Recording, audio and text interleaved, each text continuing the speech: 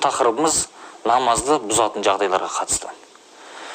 Ханафи мазхабымыз бойынша намазды бұзатын жағдайлар екі топқа бөлінеді. Біріншісі әл-афал, екіншісі әл-ақуал дейді. Яғни іс-әрекетке байланысты бұзылатын жағдайлар, екіншісі сөз сөйлеуге қатысты. Сөз сөйлеу арқылы бұзылатын жағдайлар. Соның біріншісі іс-әрекетке қатыстылары. Ішіп жеу ең біріншісі. Ол ұмытып болсын, немесе қателесіп болсын, ішіп жеп қойған адам намазы бұзылады. Бір нәрсені намазда тұрып ішіп жесе.